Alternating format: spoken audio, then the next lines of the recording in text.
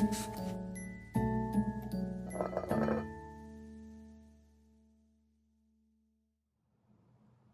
everybody, it's Christy from Optimal Wellness, Yoga, and More. I'm back once again to explore the next 3 days of the 31 Days of Witchcraft, which was started by Heather Carter. There's a link down in the description box to her initial post that includes all of the prompts. And do be sure to leave your link in the comments below so I can check you out if you're taking part. It seems like a great way to really get to learn more about everybody and how you've formulated your own personal practice. So for day 4, Heather asks us, what is your favorite element to work with and how do you work with it? For me, I wouldn't per se say I have a favorite, but I feel most called to and probably use most frequently fire. I am a double fire sign, so that's not terribly surprising. I like to light my candles. I like to burn my petitions. I love when I can use sacred smoke to cleanse my energy. So in that way, fire plays a pretty pivotal role for me. That said, I also love working with my crystals and I love working with herbs. So those would be a little more of the earth element. I have gone ahead and watched some people's videos in this hashtag already, and I would have to say that I agree with Lisa at Supportive Tarot that I think it's kind of hard to work with any one element singularly. I think most of the time they're probably all present in some form of another. The sacred smoke, that's often associated with air, but yet you have the flame, you have the fire that ignites that. And hopefully you have a container of water somewhere in case you need to extinguish that out quickly. So I don't know that I can say that there's a favorite. I just like working with natural things, with leaves, with seeds, with the plants, mixing my own herbs, mixing my own essential oils, even journeying to the spirits of all those different things, the spirits of a given crystal, the spirits of a particular plant. That is where I can receive my guidance. I can increase my intuitive abilities. There's a little of everything in my practice, I would say. Which one you use just kind of depends on where you are in your journey, what kind of work you're doing. And I suspect that it kind of ebbs and flows and moves through cycles as you practice longer and longer. I'd love to hear from some of you who are not baby witches like I am. Have you found that the elements you've worked with have kind of shifted over time, or have they maintained their presence from day one? Have you been called to the same elements when you first started as you are now?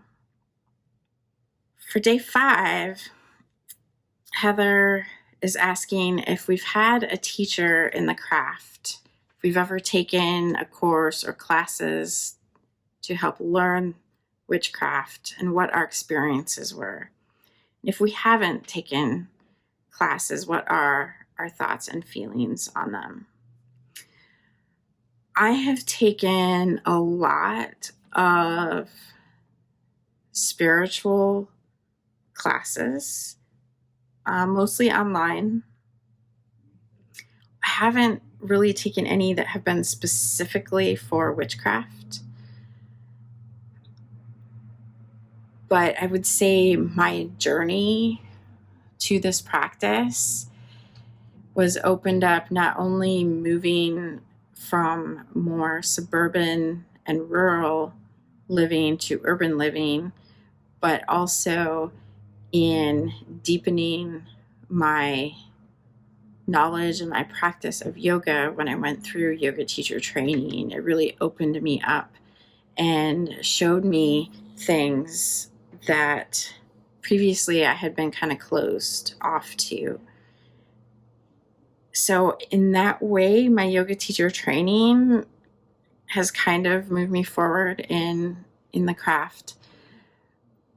And I would love to take some courses, especially in like herbal magic.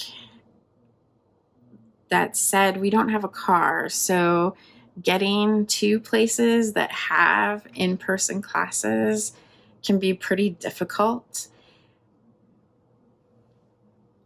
And my experience with online classes has been really hit or miss. Not necessarily due solely in part to the teacher,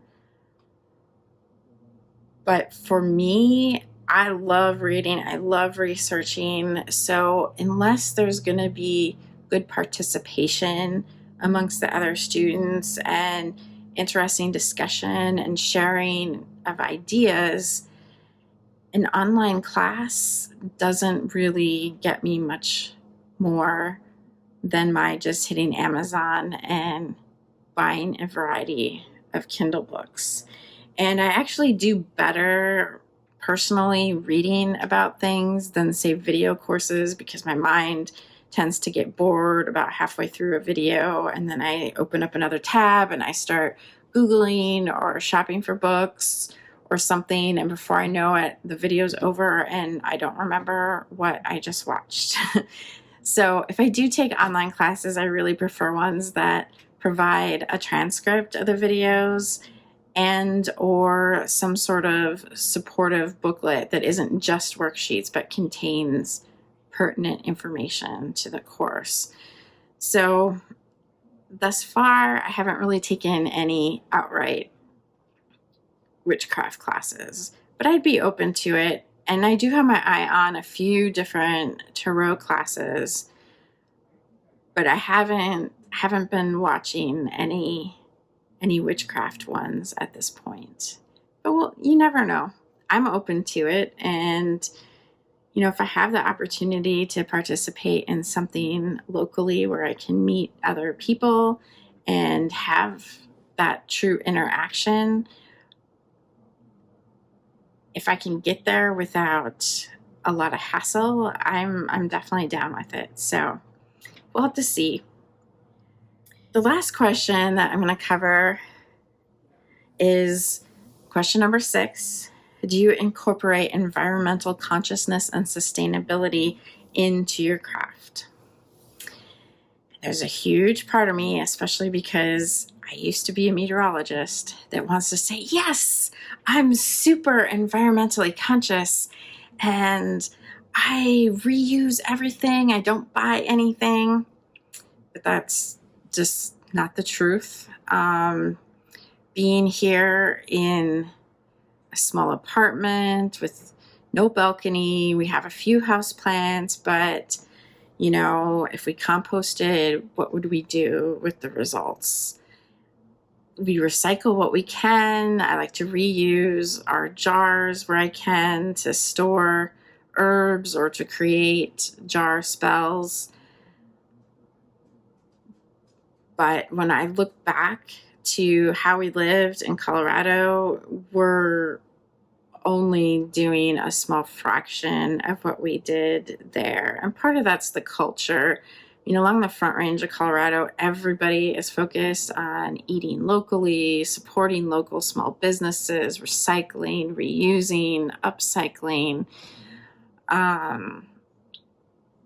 That's just the culture, and that's the norm. And that isn't the case here in the DC metro area.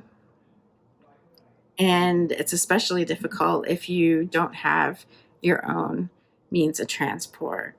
So I do a little bit, but truthfully, I could probably do a lot more. I would love to hear from any other urban witches what you do in terms of environmental consciousness and sustainability for your practices.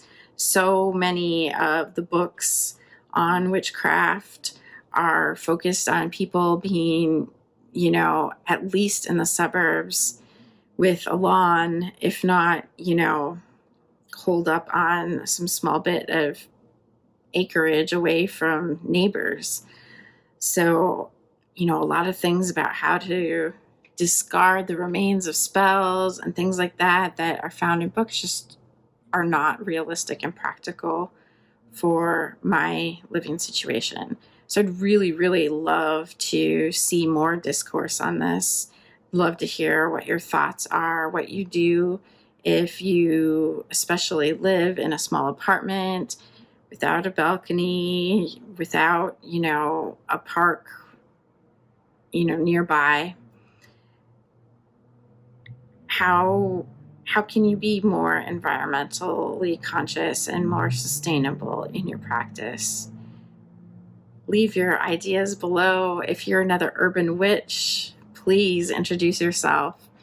Share your channel with me, because I would love to learn more about how to practice my craft here in the urban wilds of the DC Metro.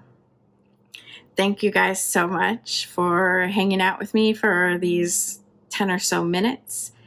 I hope you learned a little bit about me. I look forward to learning a bit about you. Leave a comment below and share your videos if you're taking part in this hashtag. And if you enjoyed this, if anything I said resonated with you, please hit the subscribe button, share my channel, my videos with your friends and family, hit the bell so you get notified whenever I upload. Thank you so much. I hope you have a fabulous day. And until I see you again, please be safe and be well. Namaste.